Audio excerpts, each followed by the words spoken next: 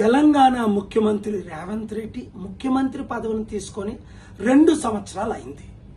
ఒక్క సంవత్సరం నాకు అవకాశం ఇవ్వండి, అభివృద్ధి ఏంటేటో చేసి చూపిస్తానా.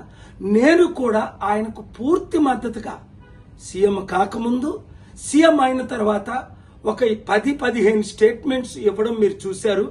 7-8 సార్లు ఆయనతో కలిసి అనేక సలహాలు ఇచ్చి రాష్ట్ర అభివృద్ధి కొరకు, ప్రజల అభివృద్ధి కొరకు ఏం చేస్తే అప్పుల నుంచి బయటపడతామని చెప్పాం. కానీ ఆయన వినలేదు సరికదా, ఎగ్జాక్ట్ గా ఆపోజిట్ చేసి నేను ఇచ్చిన సలహాలకు అన్నిటికీ వ్యతిరేకంగా పనిచేసి ఈరోజు తెలంగాణ రాష్ట్రాన్ని సర్వనాశనం చేసినందుకు తక్షణమే ఆయన రాజీనామా చేయాలి. ఎందుకు రాజీనామా చేయాలి? కారణాలు బాగా వినండి. 1, 6 గ్యారంటీలు ఆయన ఇచ్చారు, ఒక్క గ్యారంటీ కూడా నెరవేర్చలేదు. అందులో 2 లక్షలు తులం బంగారం మినేస్తానన్నారు, ఇవ్వలేదు. 2 లక్షల రైతులకు రుణమాఫీ చేస్తానన్నారు, చేయలేదు. 5 లక్షల నుంచి 10 లక్షలు కంపెనీలు పెట్టిస్తానన్నారు, లేదు.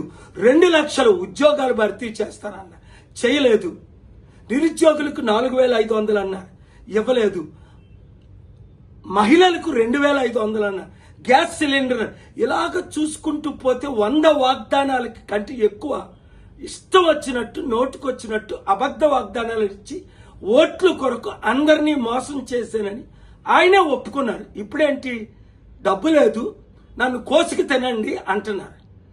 అలాంటప్పుడు హైదరాబాదు దేశంలో నెంబర్ 1 సిటీ, అన్ని సిటీల కంటే.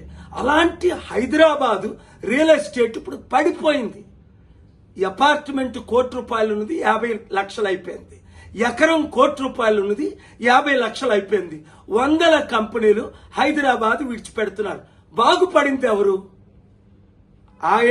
ఆయన అన్నదమ్ములు లక్షల కోట్లు సంపాదించుకున్నారని ఆరోపణలు. ఆయన చుట్టూ ఉన్న మినిస్టర్లు 100,000 కోట్లు సంపాదించుకున్నారని చూసాం కదా.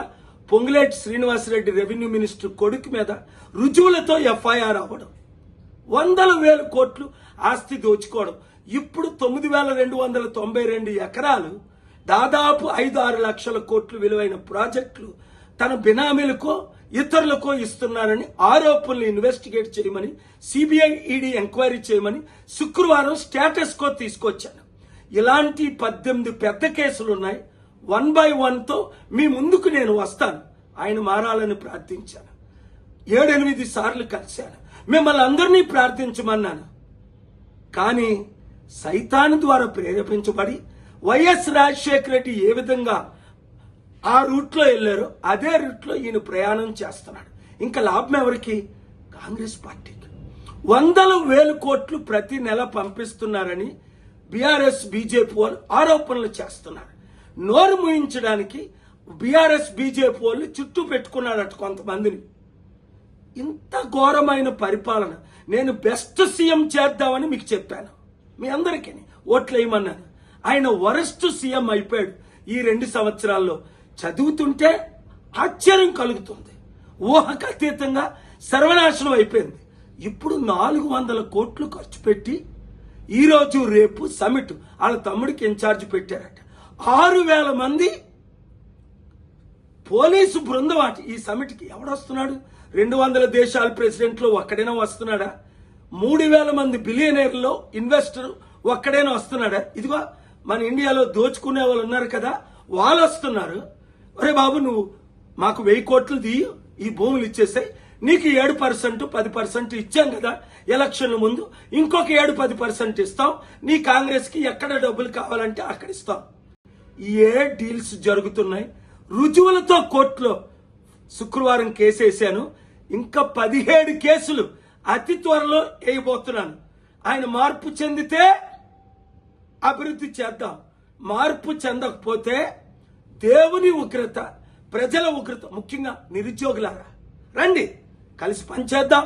ఈ వీడియో అందరికీ షేర్ చేయండి. తెలంగాణను కాపాడండి, తెలంగాణ ప్రజలను కాపాడండి. God bless you.